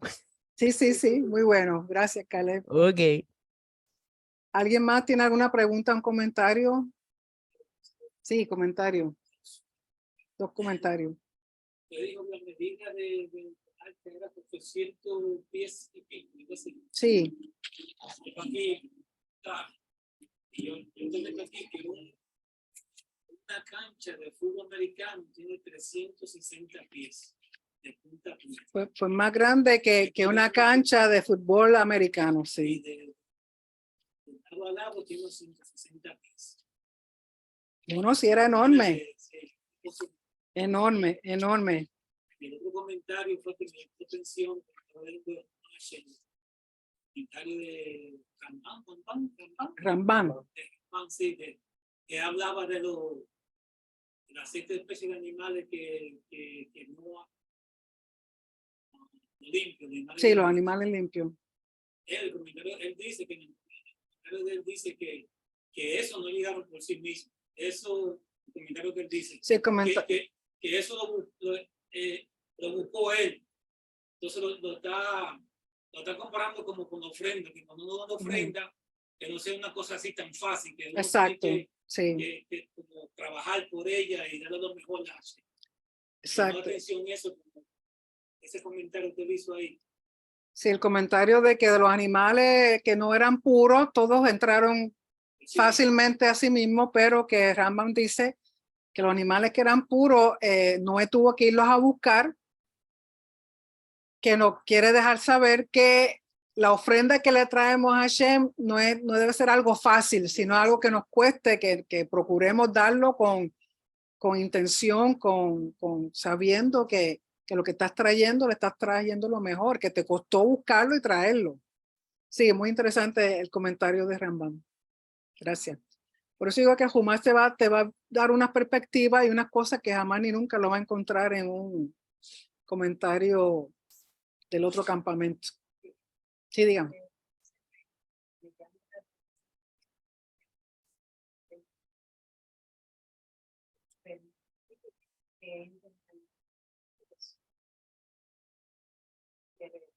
Es que el padre, ¿por qué el padre permite animales impuros? Porque recuerde que esos animales van a repoblar el mundo.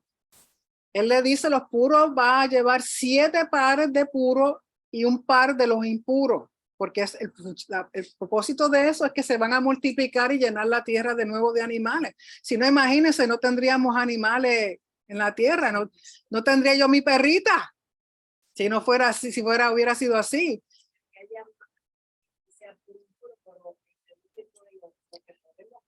Exacto, porque los que son, aunque hayan animales impuros, esos tienen su función, esos no son para comer, tienen su trabajo, pero aquellos que son puros, eso sí, podemos comerlo y podemos traerlos como ofrenda y ponerlos en el altar.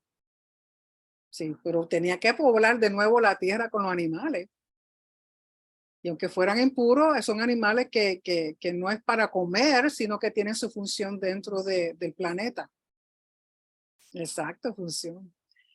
Sí, Tati, Quiero mencionar algo, que ahora me recordé, que de los animales puros, fueron 7 no fueron pares, fueron 7 de esos mismos, ¿verdad?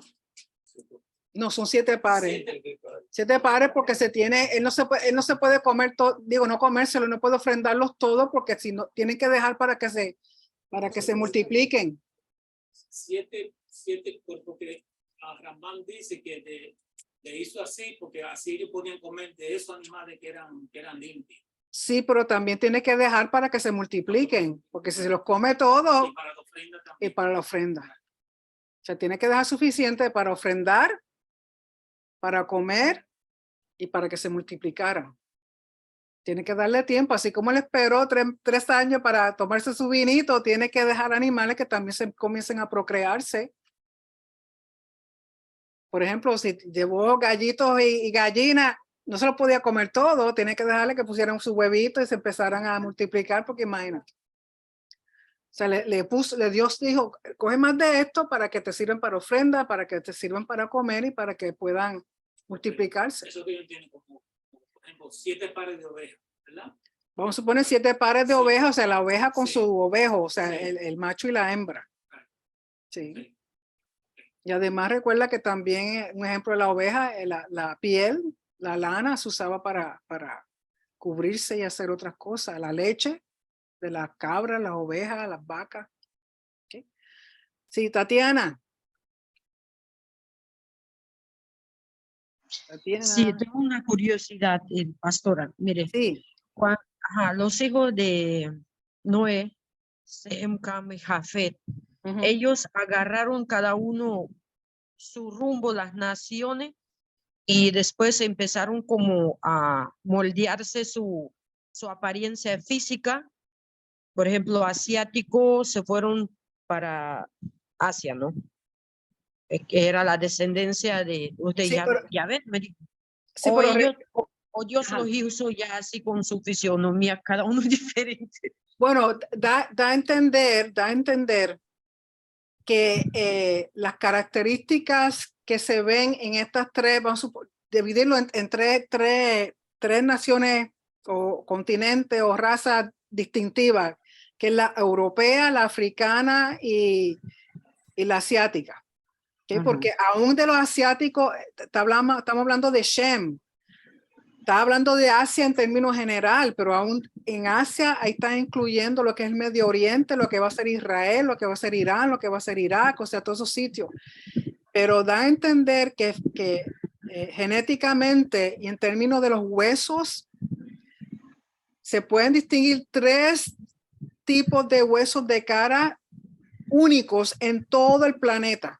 Y estamos hablando no solamente de huesos de hoy día, estamos hablando de huesos de arqueología de miles y miles y miles de años de atrás, que solamente se pueden dividir en 3, dando a entender que de esos 3 tipos de fisionomía o características del hueso del esqueleto pertenecen a Jafet, porque el asiático uno sabe que, vamos a suponer los chinos y los japoneses, sabe que uno es asiático porque uno le ve los ojitos. Un ejemplo, pero cuando la calavera no tiene ojitos ni tiene piel, no es cuestión de ojitos, es cuestión de cómo se ve los huesos de la cara.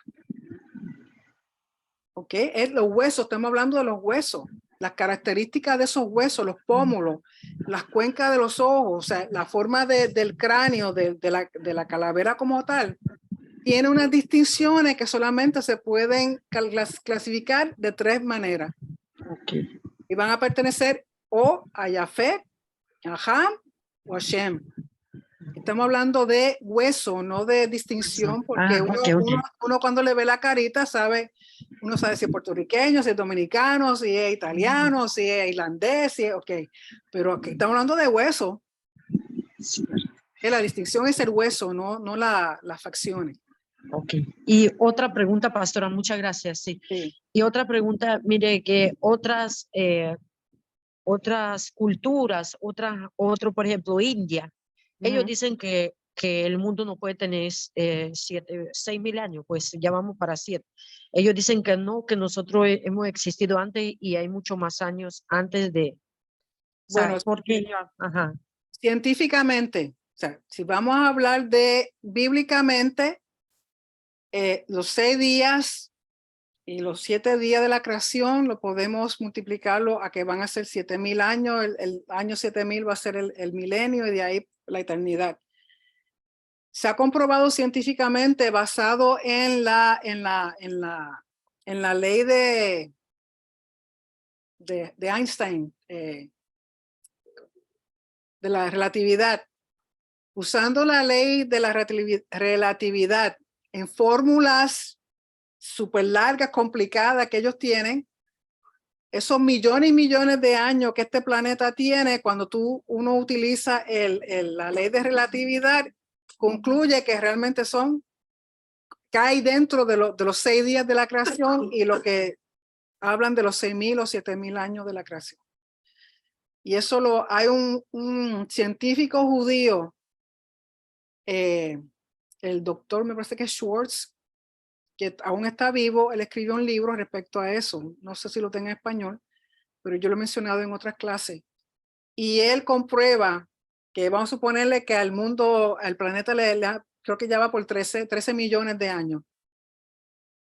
Esos 13 millones de años, utilizando la fórmula en base a la ley de relatividad, cuando viene a sacar los cálculos, fueron 6 días de creación, exactamente como lo dice la Biblia.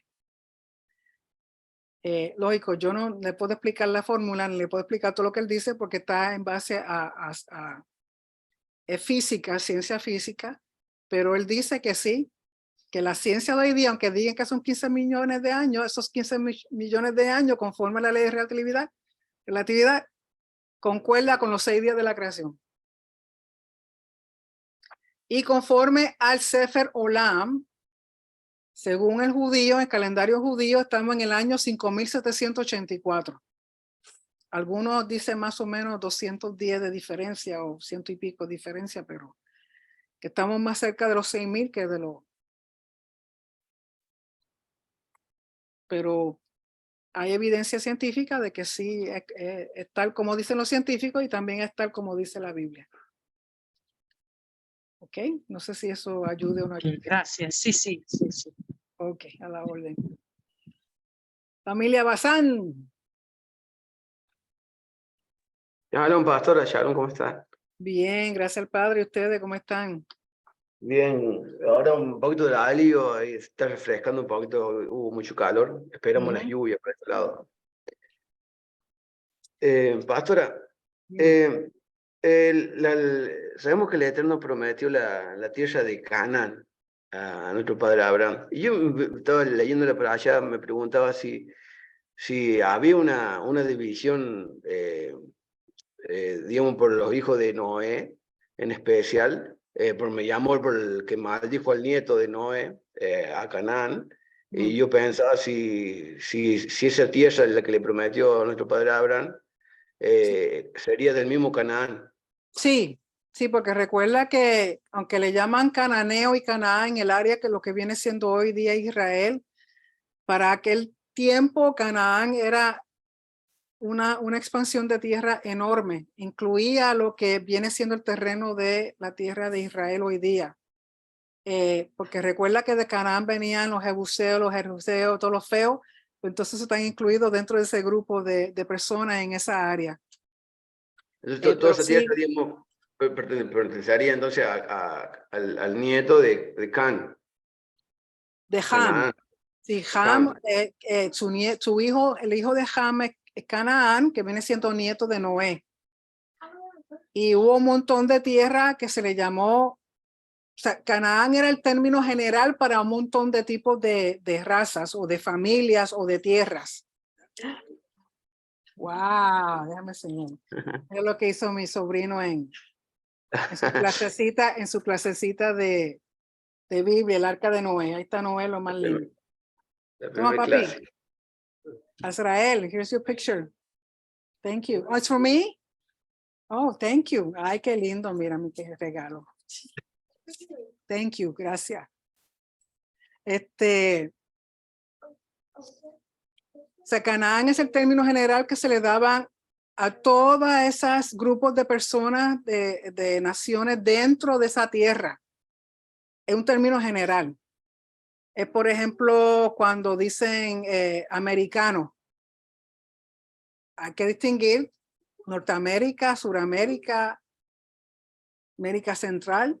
Pero usualmente cuando decimos americanos, usualmente se entiende que son los americanos de aquí, de esta nación del norte. Pero dentro de esta nación americana hay 50 estados.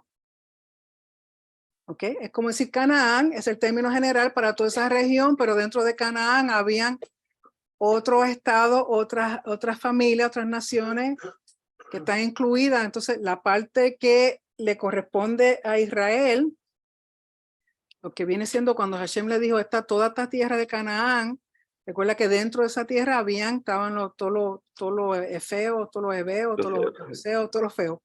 Por lo tanto, que no es solamente Canaán único, sino todo lo que implicaba que era Canaán. Perfecto, pastora, muchas gracias. A tu orden. ¿Alguien más? Mónica.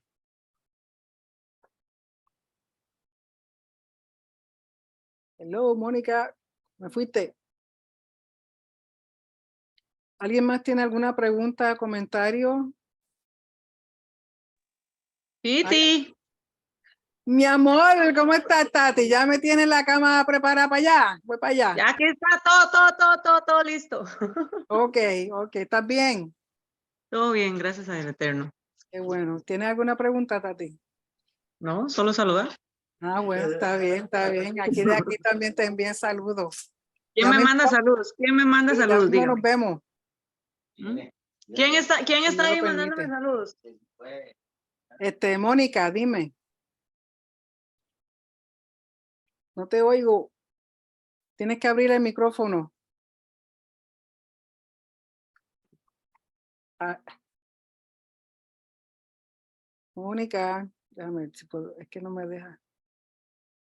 Aló, Ahora, ¿cómo estás, Mónica? bien, usted, Paz, ¿cómo me le ha ido? Bien, gracias, Señor. Me alegro, me alegro. Paz, Dime. yo tenía una pequeña duda aquí leyendo esta paracham, cuando Sí. se está hablando sobre la Torre de Babel, cuando dice, tenían todos toda una lengua, una sola lengua, que era la lengua del el hebreo, es decir, la Shon HaKodesh, ¿verdad? Y Eso dicen, entonces, sí. sí, pero si nos devolvemos un poquito digamos al 31 o como nos podemos volver también a otros de más atrasitos, dicen que también dice que las familias estaban cada una por sus lenguas, Ujú, habían idiomas ujú. o era solo, Bueno, recuerda que el hebreo proviene de lo que llaman el lenguaje semítico. Dentro del lenguaje semítico hay variaciones. Es, por ejemplo, estoy segura que en Costa Rica, en la forma de que donde tú vives, hablan de una manera y si va un poquito a otro sitio dentro de Costa Rica, hablan de otra forma. Por lo menos en Puerto Rico pasa. En Puerto Rico está la gente, como decimos nosotros, allá de la Loza, que es el metro San Juan, comparado con el puertorriqueño campesino, hablan muy diferente. Yo recuerdo que mi abuela usaba unos términos que no se usaba en otros sitios. Dentro de las regiones de Puerto Rico, a veces las mismas cosas se llaman de diferentes formas, porque dentro de los lenguajes, aunque sea la misma comunidad, hay cositas diferentes. sí, no, es que como ahí decía, la tierra solo una sola lengua, entonces una sola lengua, Sí, pero como hay variantes como, variante dentro del lenguaje semítico, hay variantes. O sea, si uno hace un análisis de todo lo que llaman hoy día el lenguaje semítico, todas provienen de un mismo origen.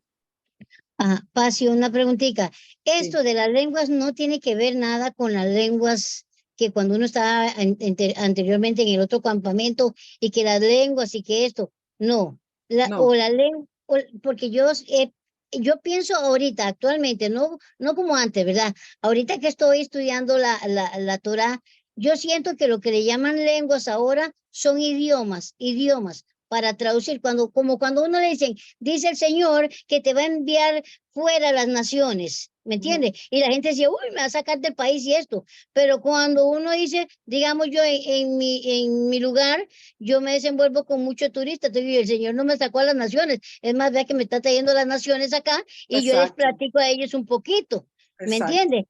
Entonces yo digo, las lenguas podrán ser esas que uno diga, bueno, voy a aprender inglés para poderme hablar con ellos un poquito la palabra o francés o Bueno, así. de nuevo la traducción te va a ayudar a entender si está hablando de lenguas, de lenguajes diferentes o lengua en el término espiritual.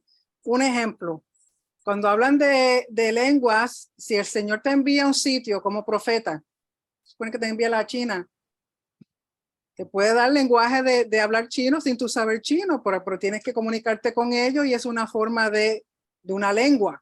También están las Ujú. lenguas celestiales, o sea, lo poquito que yo he podido entender cuando las personas están hablando en lengua espiritual o celestial, no es otra cosa que un hebreo arcaico, un hebreo antiguo, porque es el lenguaje Kadosh, es la lengua Kadosh. Entonces el Ajá. Espíritu Santo, como en la forma que va a hablar en hebreo, es el lenguaje Kadosh. Pero entonces ya eso, al menos que las personas sepan hebreo, no se percatan de qué es lo que están diciendo. Pero Está es un bien. hebreo antiguo. Ah, ok. Hay Está dos bien. formas. Está el lenguaje que podemos entender, comprender, y está aquel lenguaje que solamente se entiende a nivel espiritual.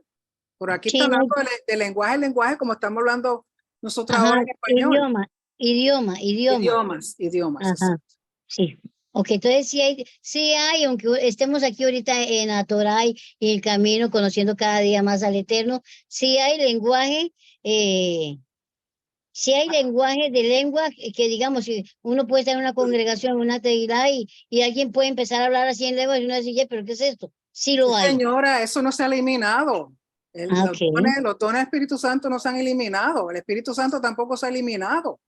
Mm, Pasa que las personas lamentablemente entran a las raíces y echan para un lado el Espíritu Santo como si fuera un pedazo de ujú. papel. Eso no es así. La Torah no se puede entender si no te ayuda el Espíritu Santo. Ujú, Las dos es cosas correcto. hacen falta.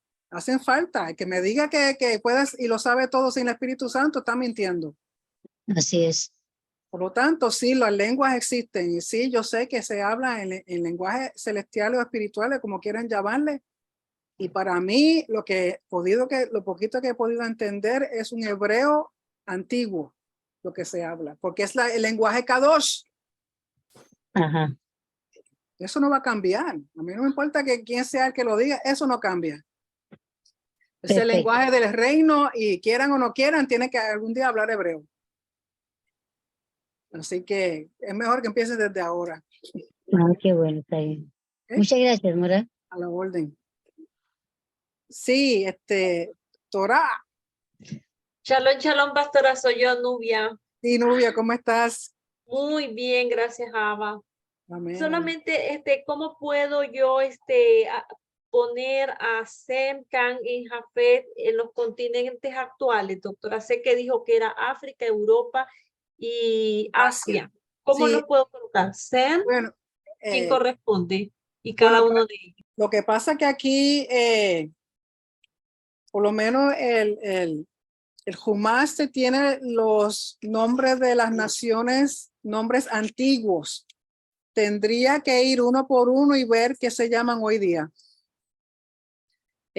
Hay un comentario también de ArtScroll, de la casa publicadora ArtScroll, que tiene sobre Bereshit en el primer volumen, da a entender cuáles son esas naciones hoy día. Pero no todas se saben con exactitud, porque aquí lo que tiene es los nombres antiguos. Tendrías que hacer un estudio, buscar recursos, información, rabino Google, porque es bien difícil. Algunos realmente no se van a saber, otros sí. para que vea hoy día cuáles son esas naciones. Aquí Augusto, como siempre, salvando la vida, puso aquí un mapita, pero de conseguirse se puede conseguir. A veces hay, si busca mapas del antiguo Medio Oriente o de las 70 naciones, quizás puedas conseguir hoy día que te den la traducción de lo que es hoy día. O sea, lo que son nombres antiguos con lo que son naciones hoy día. Pero tendría que buscarlo. O sea, no, yo no sé. Yo sé alguno, pero no sé todo. Pero por lo menos lo de Shem, lo que llaman de Shem, que aquí lo clasifican en general, en términos general, como Asia, Shem incluye parte de lo que es el Medio Oriente de hoy día. África es Ham, Europa, Yafet. Es más, de Yafet provienen los griegos, los romanos. Y por ejemplo, yo me hice el ADN y el haplotipo mío RS, que el haplotipo R está asociado con Yafet. Mientras que el haplotipo J1 y J2 está asociado con Shem. O sea que también haciendo el ADN uno tiene una idea más o menos de dónde proviene. A mí me tocó Yafet, pero como dice que Yafet va a morar en las tiendas de Shem, yes, estoy bien. Por lo tanto, es una investigación que tendría que hacerlo y dedicarte. Si no tienes nada que hacer, Nubia, pues tiene ahí para entretenerte un buen rato, porque se puede conseguir esa información. Es cuestión de relacionarla las 70 naciones originales o del antiguo Medio Oriente con los nombres de hoy día. ¿Okay? ¿Alguna otra pregunta o comentario? Sí, digan. Que el ADN, hay varias compañías hoy día que lo hacen, el estudio del ADN. Puede usar Ancestry.com. Puede usar otra compañía que se llama 23andMe. Hoy día hay varias y hoy día los precios están mucho más bajitos que lo que eran al principio. Y es fácil, algunos lo que piden es usualmente tomar una muestrecita con un algodoncito, un hisopo, lo meten en un líquido especial, lo cierras bien, toda la información y lo envía. Y lógico, y entonces te van a enviar un enlace porque toda la información te lo van a enviar por internet.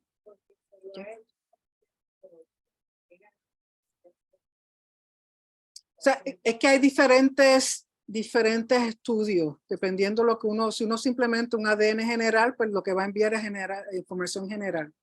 Si por ejemplo le interesa saber en los varones, usted tiene un hijo, un nieto, o un hermano, o alguien que usted quiera saber si es judío o si es parte de Aarón, del sacerdote Aarón, levita, pues entonces ya es un estudio específico para el varón que quiera saber eso. Si quiere saber bien el haplotipo, si proviene de Yafet, de Shem o de Ham, pues entonces tendría que, por ejemplo, en la mujer hacer un estudio ADN mitocondrial. Si en el varón, ADN basado en el cromosoma Y. O sea, todo lo que está en el cromosoma Y. Y de acuerdo a eso, pues entonces le va a dar los haplotipos. Que, por ejemplo, porque el haplotipo va a analizar los 22 cromosomas que uno tiene. Bueno, 44, pero como más o menos son iguales. Por ejemplo, todos los haplotipos míos son 6,000 y pico de identificaciones dentro de mi cromosoma, pero todos comienzan con RS. Y eso cae dentro del grupo de Yafet. ¿Okay? Así que es fácil conseguirse los estudios, es cuestión de buscar la compañía que tenga mejor precio y enviarlo y recibir para atrás la información, dependiendo de lo que usted quiera saber. Está en términos generales y luego un poquito más específico. Pero si alguien está interesado en saber si Si tiene el gen de los Kohanim, de los sacerdotes, pues entonces específicamente tiene que pedir por eso, por el gen de los sacerdotes. Si no, no lo van a hacer. Pero eso solamente los varones. Los varones. Y, como suma Y. ¿Ok? ¿Alguna otra pregunta o comentario? ¿No? Que mis hijos, pues entonces, con eso terminamos la porción. Recuerden, mañana a las 8 de la mañana, el Shaharit con el Pastor Vargas. Luego a las 4 tendremos nuestro servicio de Minjá. Y luego los que nos quedemos aquí estaremos estudiando los profetas y el Brit Hadashah. Sí, Caleb, dime. Sí, rápido, tengo una pregunta. Siempre he entendido lo de las lenguas, que son idiomas, pero usted comentó lo de las lenguas celestiales. Mi pregunta es, porque cuando yo estuve, ¿verdad?, en el otro campamento, oía mucho estas lenguas que no entendía. Ese tipo de lenguas, ¿qué usted piensa respecto a? Bueno, si están hablando realmente por el Espíritu Santo, Ujú. sí, porque a veces se inventan cosas y se hacen más locos de lo que están. Por eso pregunto. El verdadero lenguaje del Espíritu Santo es el hebreo. Ujú, Punto. ok, Y de nuevo es un hebreo antiguo. ok. Si no lo conoces, no lo vas a reconocer. O sea que no es lo mismo que el hebreo moderno, es otro No. hebreo. No, es completamente un hebreo antiguo. Ok, No fue ok. originalmente escrita la Torah en el hebreo antiguo. Lo que pasa es que las traducciones, aunque el hebreo que está aquí dentro de lo que llaman el hebreo bíblico no es idéntico al hebreo moderno. Hay muchas cosas en el hebreo bíblico que ya no existen en el hebreo moderno. De nuevo, por eso hay que estudiarlo porque hace una diferencia, los verbos, las conjugaciones son muy diferentes. No todo, pero en su mayoría algunas cosas no son igual que el hebreo moderno. Pero el lenguaje del Espíritu Santo es el lenguaje Kadosh, que es el hebreo. Lógico, cuando se está hablando en lengua por medio del Espíritu Santo, es un hebreo antiguo, que al menos que una persona conozca un poquito de hebreo, no lo capta. Hay que reconocerlo. Lógico, para aquel que no sabe nada de hebreo, parece que está hablando, no entiende nada. Ok. ¿Sí? Así que el hebreo es el lenguaje puro y el lenguaje Kadosh del reino. ¿Sí? ¿Alguien Ok. más? Sí. Neil, ¿tiene alguna pregunta? ¿No? ¿Sí? ¿Alguien más con algún comentario o pregunta antes de cerrar? Ok, pues si no hay nada en Facebook, ¿verdad? Okay. Así que muchas gracias, jóvenes, por su atención, su tiempo. Shabbat Shalom. Recuerden que mañana a las 8 de la mañana, Shaharit con Pastor Vargas, a las 4 estamos aquí con la Minjá. Así que feliz Shabbat y nos vemos mañana, Dios mediante. Así que muchas gracias por su atención. Shabbat Shalom. Shabbat shalom. Shalom.